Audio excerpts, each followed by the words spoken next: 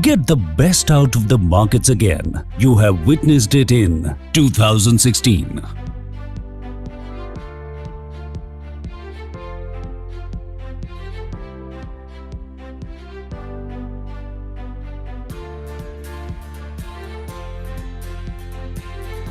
2018.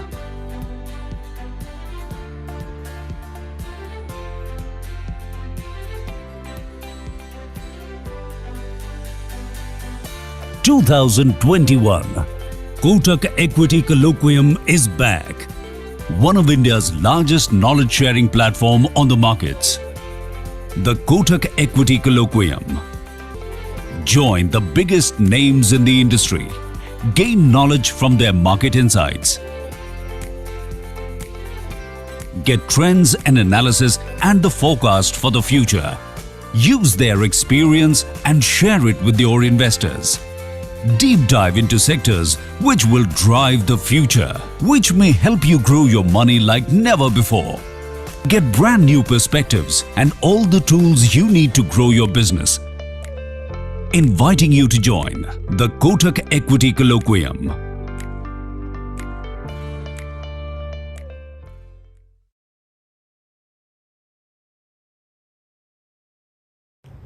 Good evening, friends, and welcome at the Kotak Mutual Fund's Equity Colloquium for this new financial year of April 2021. This month, we are going to do a presentation on the pharma sector. As always, we have with us our Head of Equities and CIO, Harsha Upadhyay, and Dhananjay, who's the pharma analyst, who will take us through the sector and give his views on what we think as a fund house on that particular sector. It's been about 5 to 6 months that we've been doing these series on a monthly basis. We've covered various sectors. We've got some very good feedback and suggestions from viewers like yourself, which we are trying and ensuring that how we build them into this program to make it as much more qualitative as possible and informative. So now, without not taking too much time, I'll hand over the podium to Harsha Upadhyay to take this discussion forward. Once again, on behalf of Kotak Mutual Fund, thank you for always being there with us, supporting us, encouraging us, continuing to give us feedback, and all the best to everyone for this new financial year as we begin on this great journey of building the industry and our AUMs together. Thanking you once again, friends. Welcome to Equity Colloquium, April 2021.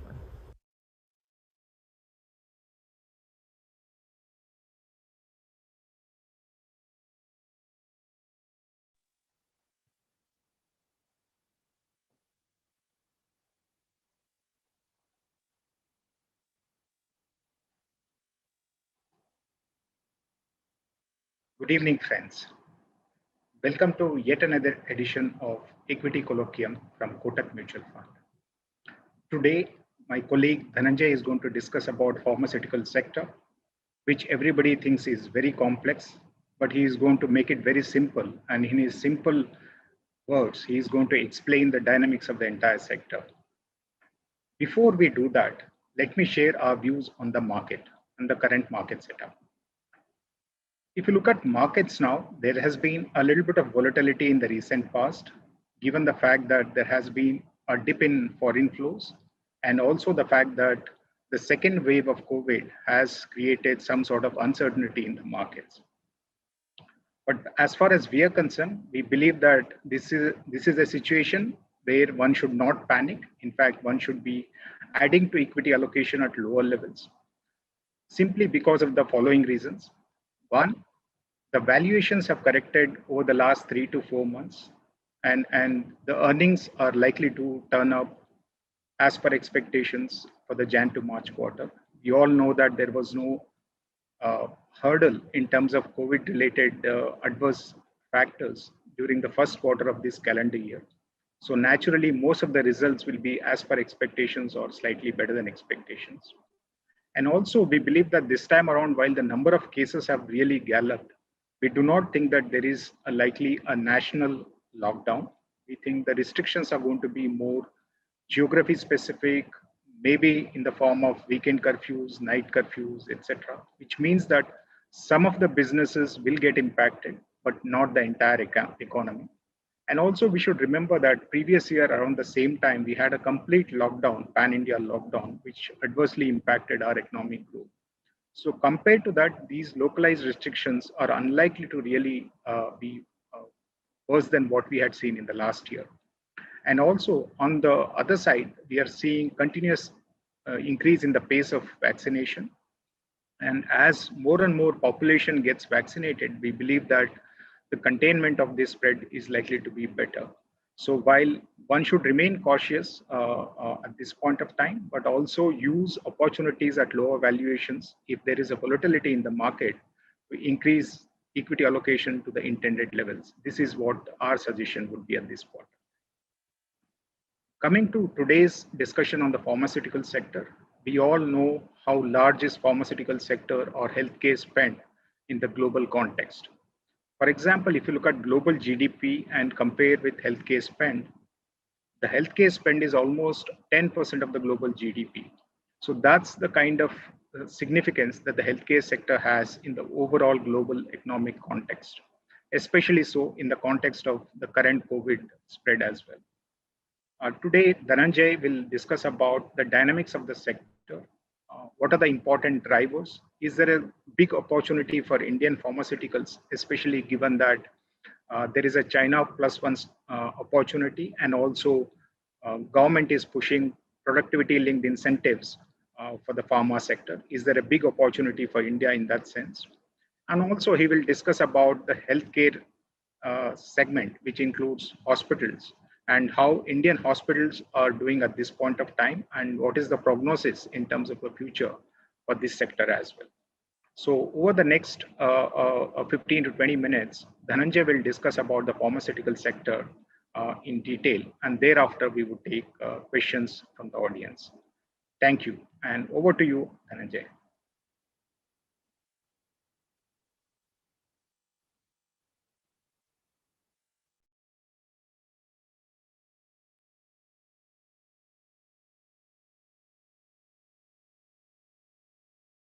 Good evening, everyone. Thanks for joining in. Hope everybody is safe in these times of pandemic. Today, we'll be talking about the healthcare sector. Global healthcare spending as a percentage of GDP has been growing steadily over last few years. And now it is at about 10% of global GDP, translating to about $8.3 trillion. Structurally, over last 2 decades, global healthcare spending has grown at about 6% CAGR.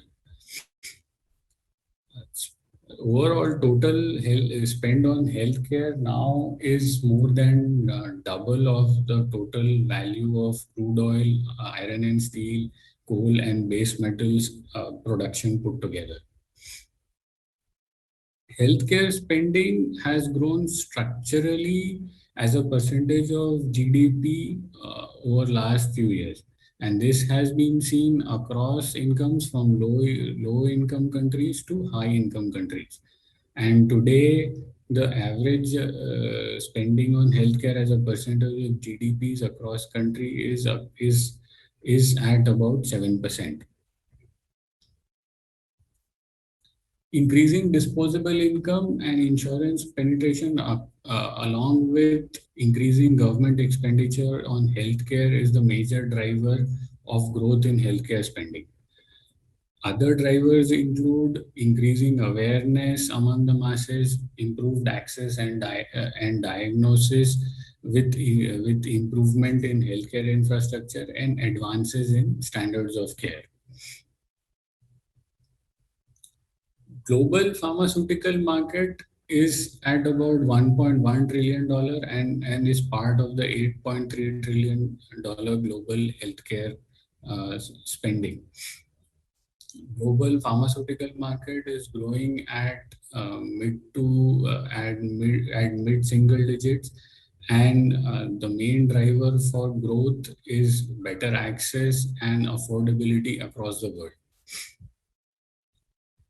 US is the biggest market for pharmaceuticals in the world and contributes to about 50% of global pharmaceutical sales. This is followed by European Union and China. China is expected to overtake European Union and become the second largest market in the medium term. India is a relatively smaller market for pharmaceuticals, but it is the fastest growing major market in the world. Though India is a small market as a consumer, but India is a very important country in terms of global pharmaceutical supply chain. India is the largest manufacturer and supplier of vaccines and also the biggest manufacturer and supplier of generic medicines to the world. 4 of the top 10 and 8 of the top 20 generic pharma companies by revenue are Indian. India exported more than $16 billion of pharmaceuticals in FY20, and this is expected to grow to about $30 billion by 2025. US along with European Union are the biggest markets for pharmaceutical exports from India.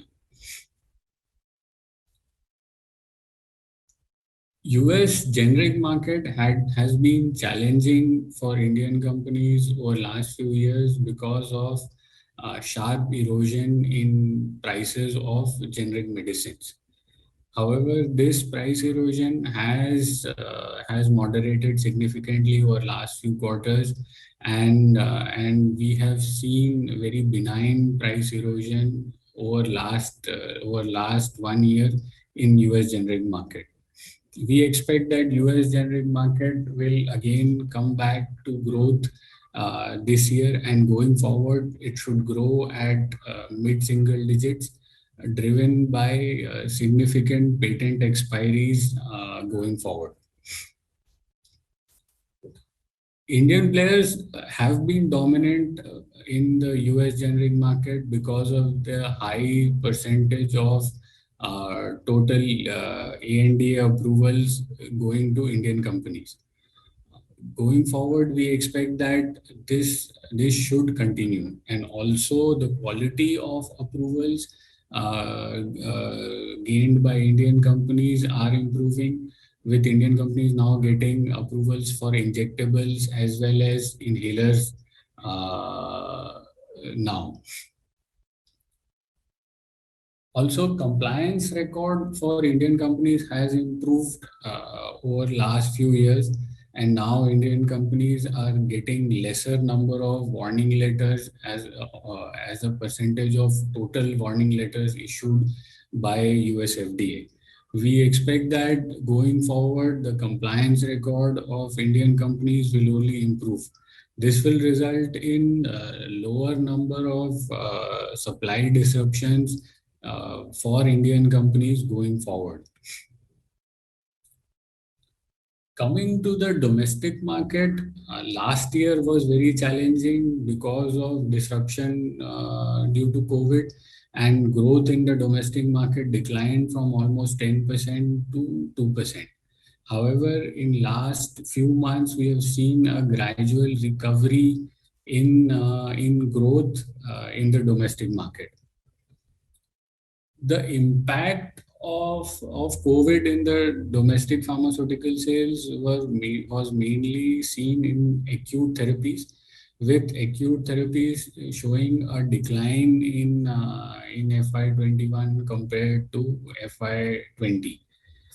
There was some impact in chronic sales as well, but the impact was significantly lower compared to acute sales. We expect that chronic as well as acute sales growth should recover significantly going forward with easing of restrictions related to COVID. We expect that growth in the domestic market should again come back to more than 10% going forward. Also, a significant opportunity has opened up for Indian companies in the form of COVID vaccines, with an estimate of more than 2 billion doses required for India. the overall potential market size for COVID vaccines in India is more than 40,000 crores. A number of Indian companies have tied up with global companies for contract manufacturing of COVID vaccines. And also some of the Indian companies have developed their own COVID vaccines, which are in trials. We expect that as and when these vaccines come into the market, there would be a significant potential for revenue and profitability for Indian companies. Along with formulations, APIs is a significant market for growth for Indian companies. API market globally is at about $200 billion and expected to grow at 8% going forward. We expect that with penetration of pharmaceuticals continuing to grow and newer medicines being discovered, this market should continue to grow steadily over the long term. Indian companies are again a very important supplier of APIs, but they are dependent on Chinese raw materials and intermediates for manufacturing APIs. And Indian companies are dependent on imports from China to the extent of more than 60% for manufacturing APIs. This dependence has resulted in once in a generation opportunity for Indian companies, as the world is looking to develop additional sources other than China for important chemicals and APIs. Chinese exports for APIs is about 10 times of Indian exports. And if Indian companies are able to take just 10% of share from Chinese companies, Indian exports for APIs can double. And this can happen over next few years. Government is looking to help Indian companies in gaining this share from Chinese companies, and it has launched product linked incentives for bulk drugs as well as for formulations. Overall outlay for incentives for bulk drugs is almost about 10,000 crores, with about 9,000 crores towards the production linked incentive scheme and 3,000 crores towards setting up bulk drug parks for promoting API production in India. So far, proposals entailing investments of more than 5,000 crores has been finalized under these schemes. CRAMS is another multi-billion opportunity which is opening up for Indian companies. Contract research and manufacturing is basically outsourcing of research and manufacturing of patented drugs by global companies to low-cost destinations like India. Indian companies have capabilities for research and manufacturing, but they have been late in this opportunity, and they are now well placed to gain market share from European and Chinese players. Summing up, both important markets for formulations, US and India, the growth should recover from in FY22 compared to last year, with gradual ease in COVID-related restrictions. API and CRAMS should provide opportunities to Indian companies for strong growth in the medium term, as Indian companies will gain from import substitution and also gain share from Chinese and European players. Overall, we expect that Indian companies would have multiple opportunities for growth across the board from in formulations as well as in APIs. Coming to the hospital sector, we see a very huge unmet demand for hospitals in India. Number of beds per 10,000 population is among the lowest in India, even compared to developing countries. And this is compounded by further shortage in trained healthcare staff, be it doctors as well as nurses. Also, the demand for hospital care is increasing because of changing disease burden. With disease burden shifting towards non-communicable diseases and lifestyle diseases like cancer and heart diseases, the demand for intensive care is only going to increase going forward. Also, with increase in affordability and significant increase in insurance penetration, more and more proportion of population is now able to afford hospital care, and this is also added to significant demand for quality hospital care. Medical tourism is another demand driver for hospitals in India. India is among the lowest cost countries for hospital care, but the quality of care is comparable to the best in the world. We have seen more than 30% CAGR in growth in number of medical tourists visiting India over last few years. Also, hospital chains are now looking at digital initiatives to add to growth.